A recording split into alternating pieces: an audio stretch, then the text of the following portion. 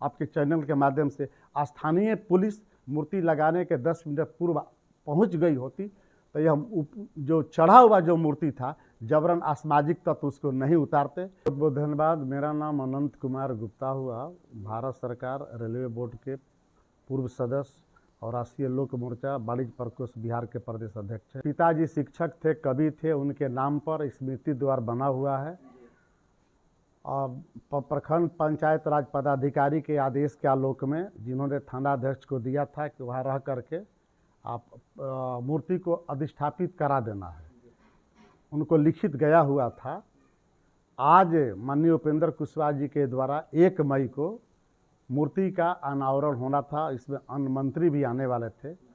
हम बार बार थाना इंचार्ज से कह रहे थे कि आप 10 मिनट के लिए पुलिस व्यवस्था कर दीजिए, तो कहते थे कि जाइए ना, कुछ नहीं होगा, अगर कुछ होगा तो आप हमको फ़ोन कीजिएगा। हम पूरे परिवार के लोग और गांव के लोग जा कर के जो निर्मित द्वार है पिताजी का मूर्ति क्रेन मशीन से बैठा दिए। बैठाने के 5 मिनट के बाद गांव के खुरफाती उन्मादी बैट्स एलिमेंट्स जो यादव परिवार के हैं आए, गाली गलौज करना शुरू किए, हाथ पे लाठी डंडा भाला गड़ासा बंदूक लिए। जबरन जो है सो जो ऑपरेटर था क्रेन मशीन का, सलाह अभी जल्दी तुम मूर्ति हटाओ नहीं तो गोली मार देंगे, तुमको गोली मार देंगे। डर कुछ लोग, वहाँ सीढ़ी लगा हुआ था, कुछ लोग जा कर के गेट पर लोग चढ़ गए और उसी क्रेन जो ऑपरेटर था उसी क्रेन ऑपरेटर से जल्दीबाजी में जल्दी करके मूर्ति को नीचे गिराए, जिससे मूर्ति भी क्षति हो गई है। गांव के अनेक लोग समझा रहे थे कैसा आप लोग मत कीजिए, एक शिक्षक थे, कवि थे, इसे मूर्ति लग जाने से, गेट बन जाने से यादव समाज का कोई प्रतिष्ठा का हनन नहीं होगा, कोई शादी ब्याह नहीं रुकेगा। मामला यही है। इसके पूर्व में डीएसपी को भी पत्र दे चुका हूँ, अनुमंडल पदाधिकारी को भी पत्र दे चुका हूँ। इसके बावजूद मैं साफ कहना चाहता हूँ, इसलिए कि हमारा प्रतिष्ठा का हनन हुआ है। हम एक कमज़ोर वर्ग से हैं, संविधान में हमारी आस्था है। ये लोग कानून को हाथ में लेकर के ऐसा किया है। इस संबंध में हमने स्थानीय थाना को आवेदन दिया है कि आप चिन्हित करें और उसमें नेम्ड दिया है कि इन लोगों के खिलाफ कठोर से कठोर कार्रवाई की जाए। अगर इस प्रकार का कार्रवाई नहीं हो रहा है तो आपका अगला स्टेप क्या होगा?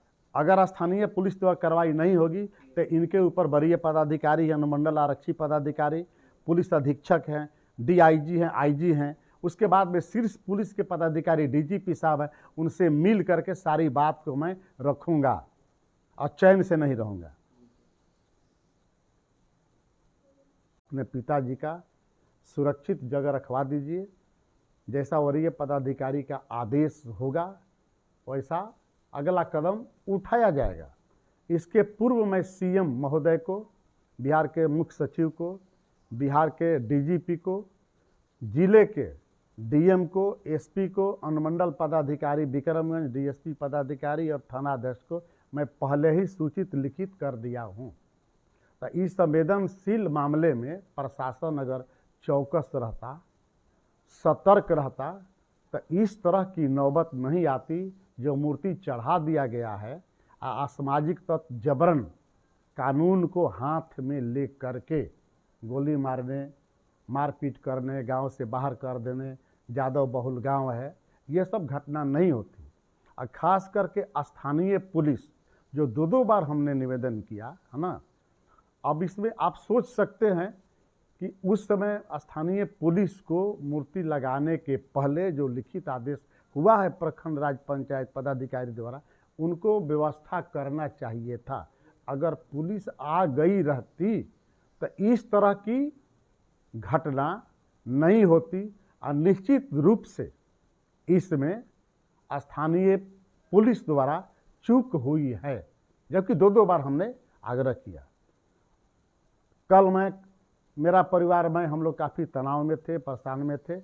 आज थाना अध्यक्ष को जा कर के एक आवेदन दिया है कि अमुक अमुक लोग हाथ में लाठी डंडा, ये बंदूक काटा लेकर के मूर्ति को क्षतिग्रस्त किया है, जबरन मूर्ति को नीचे उतारा है।